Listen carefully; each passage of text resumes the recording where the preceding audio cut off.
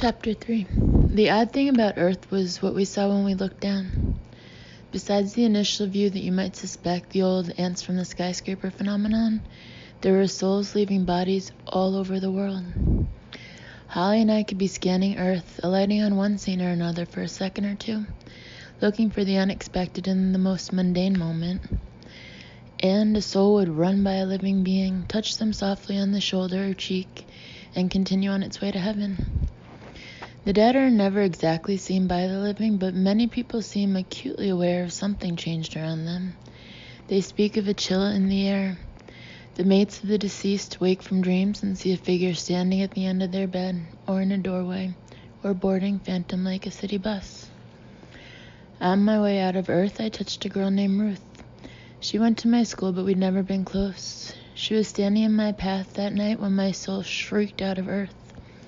I could not help but graze her. Once released from life, having lost it in such violence, I couldn't calculate my steps. I didn't have time for contemplation. In violence, it is the getting away that you concentrate on. When you begin to go over the edge, life receding from you as a boat recedes inevitably from shore, you hold on to death tightly, like a rope that will transport you, and you swing out on it, hoping only to land away from where you are. Like a phone call from a jail cell, I brushed by Ruth Connors. Wrong number, accidental call. I saw her standing there near Mr. Bott's red and rusted Fiat.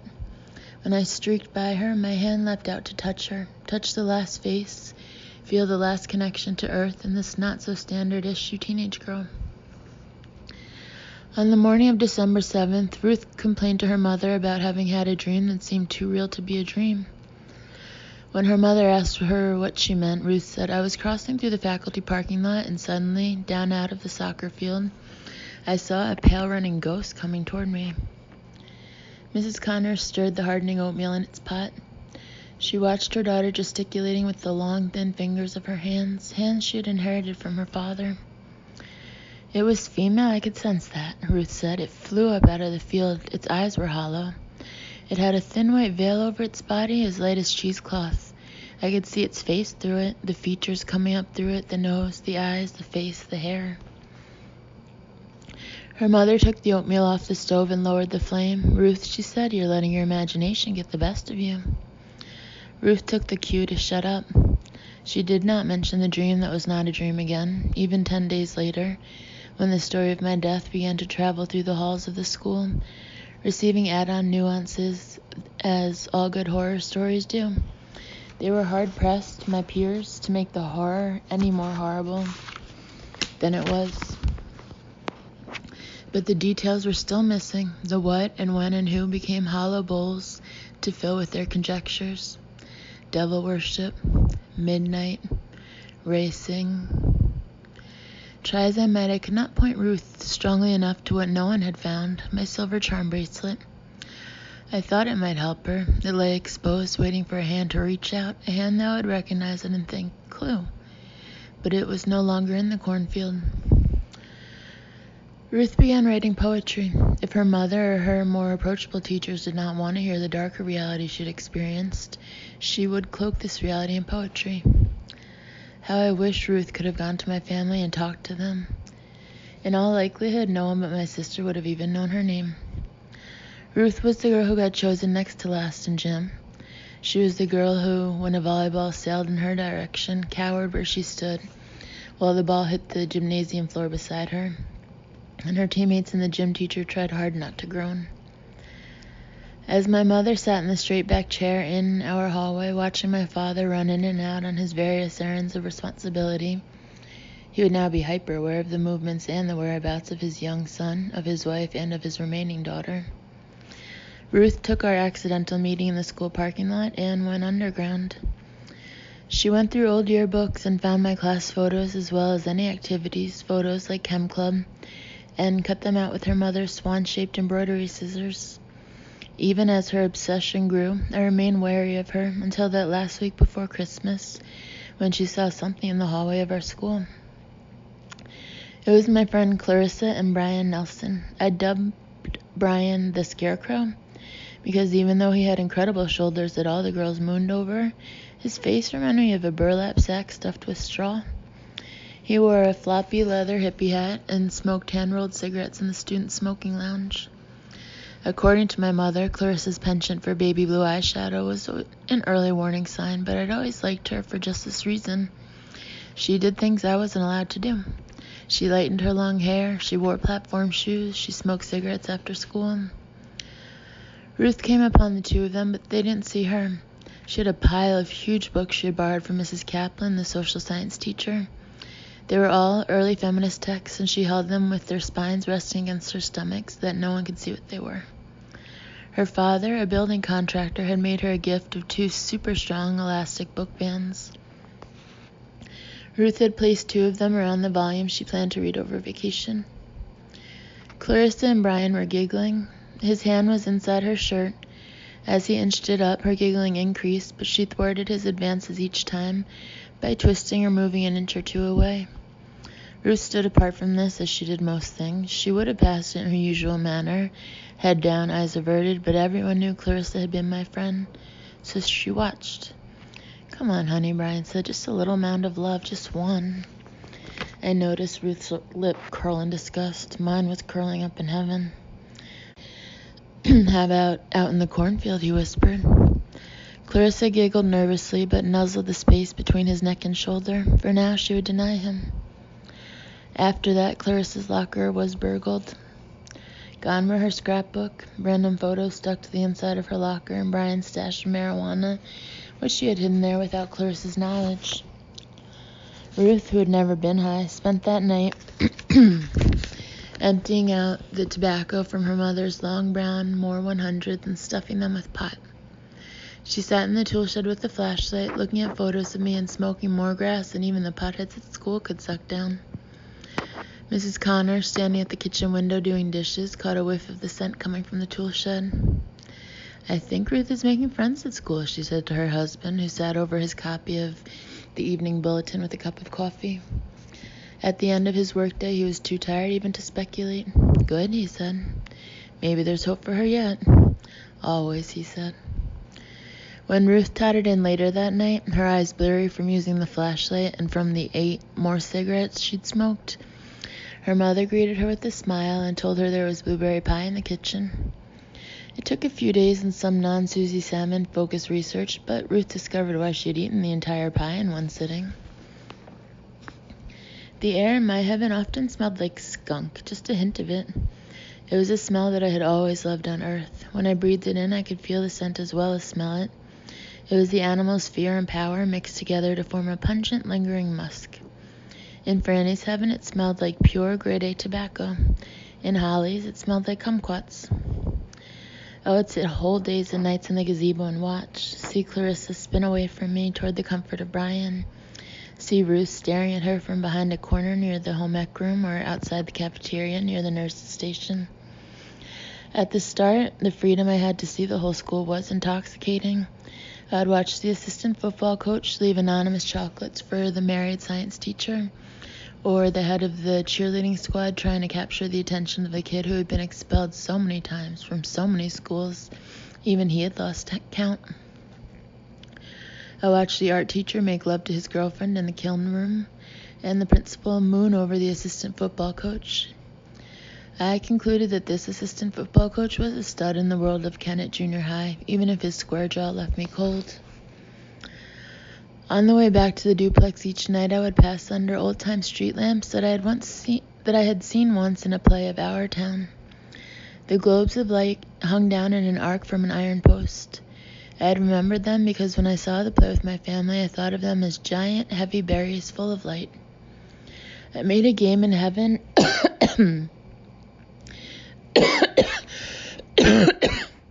of positioning myself so that my shadow plucked the berries as I made my way home. After watching Ruth one night, I met Franny in the midst of this. The square was deserted, and leaves began to swirl around in an eddy up ahead. I stood and looked at her, at the laugh lines that were clustered near her eyes and mouth. "Why are you shivering?" Franny asked. And though the air was damp and chilly, I could not say that was why. "I can't help thinking of my mother," I said. Franny took my left hand in both of hers and smiled. I wanted to kiss her lightly on the cheek or have her hold me, but instead I watched her walk off in front of me, saw her blue dress trail away. I knew that she was not my mother. I could not play pretend. I turned around and went back to the gazebo. I felt the moist air lace its way up along my legs and arms, lifting ever so slightly the ends of my hair.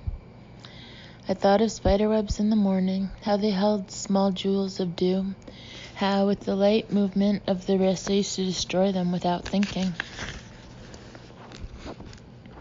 On the morning of my 11th birthday, I had woken up very early. No one else was up, or so I thought.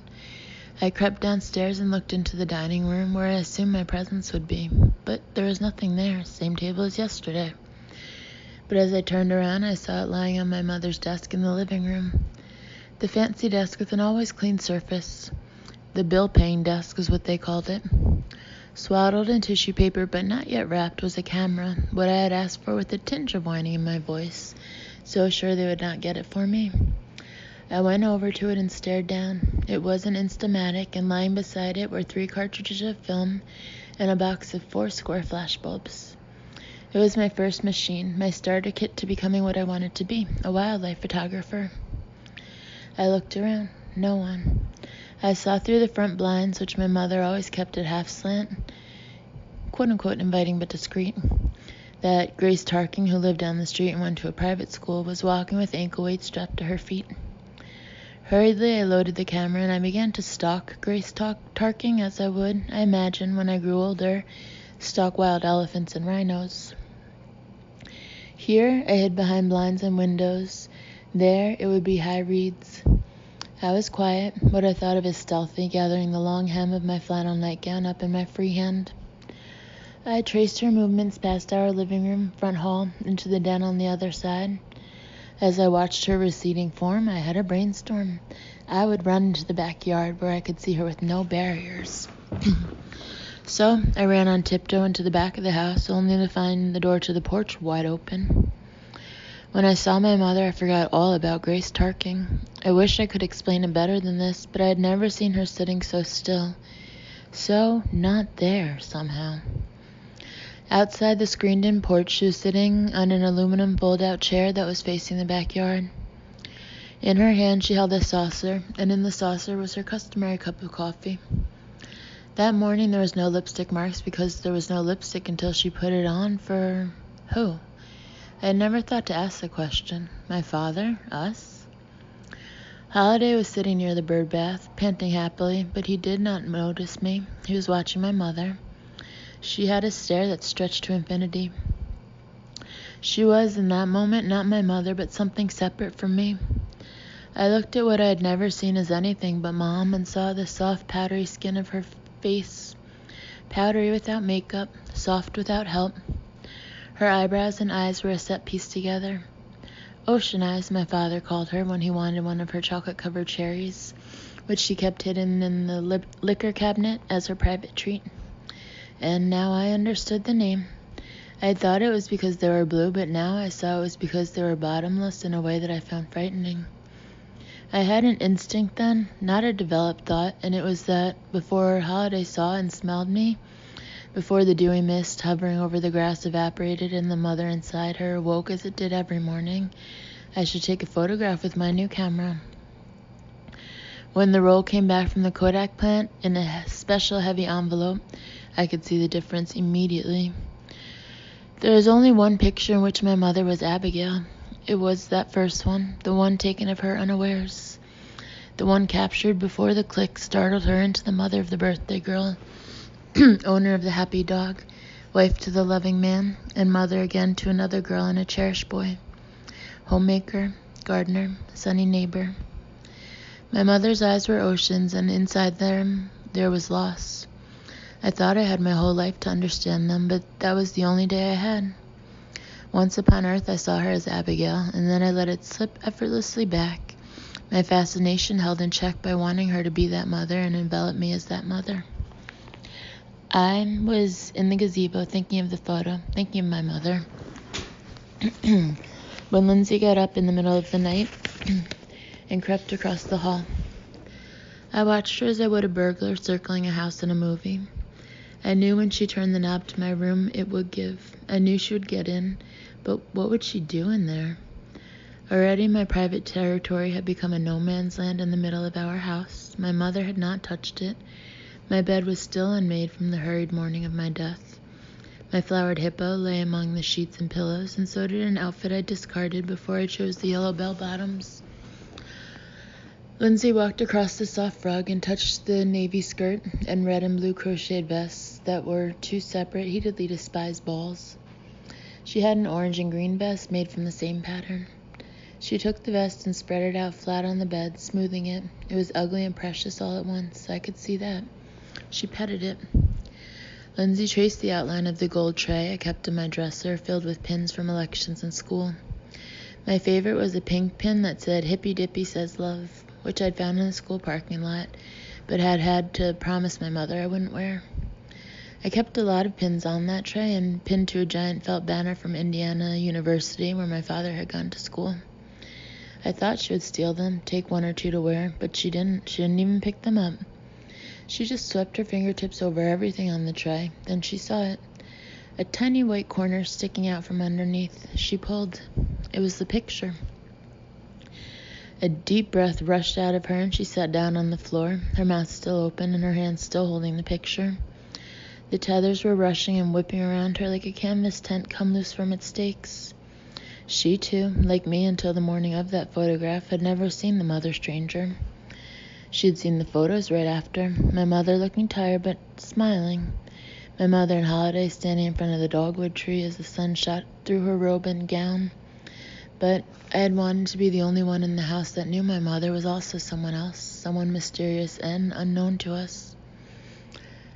The first time I broke through it was an accident. It was December 23rd, 1973. Buckley was sleeping. My mother had taken Lindsay to the dentist. That week they had agreed that each day as a family they would spend time trying to move forward. My father had assigned himself the task of cleaning the upstairs guest room, which long ago had become his den. His own father had taught him how to build ships and bottles. They were something my mother, sister, and brother couldn't care less about. It was something I adored. The den was full of them. All day at work he counted numbers, due diligence for a Chadsford insurance firm, and at night he built the ships or read Civil War books to unwind. He would call me in whenever he was ready to raise the sail. By then the ship would have been glued fast to the bottom of the bottle. I would come in and my father would ask me to shut the door. Often, it seemed, the dinner bell rang immediately, as if my mother had a sixth sense for things that didn't include her. But when this sense failed her, my job was to hold the bottle for him. "Stay steady," he'd say. "You're my first mate." Gently, he would draw the one string that still reached out of the bottle's neck, and voila, the sails all rose, from simple mast to clipper ship. We had our boat. I couldn't clap because I held the bottle, but I always wanted to. My father worked quickly then, burning the end of the string off inside the bottle with a coat hanger he'd heated over a candle. If he did it improperly, the ship would be ruined, or worse still, the tiny paper sails would catch on fire, and suddenly, in a giant whoosh, I would be holding a bottle of flames in my hands. Eventually, my father built a balsa wood stand to replace me. Lindsay and Buckley didn't share my fascination. After trying to create enough enthusiasm for all three of them, he gave up and retreated to his den. One ship in a bottle was equal to any other as far as the rest of my family was concerned. But as he cleaned that day, he talked to me.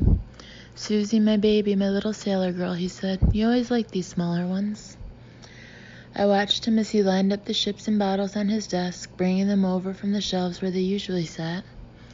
He used an old shirt of my mother's that had been ripped into rags and began dusting the shelves. Under his desk there were empty bottles, rows and rows of them we had collected for our future shipbuilding. In the closet were more ships, the ships he had built with his own father, ships he had built alone, and then those we had made together. Some were perfect, but their sails brown. Some had sagged or toppled over the years. Then there was the one that had burst into flames in the week before my death.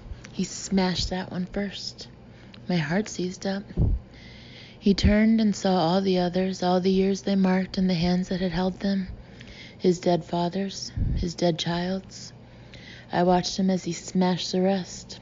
He christened the walls a wooden chair with the news of my death, and afterward he stood in the guest room/den, surrounded by green glass.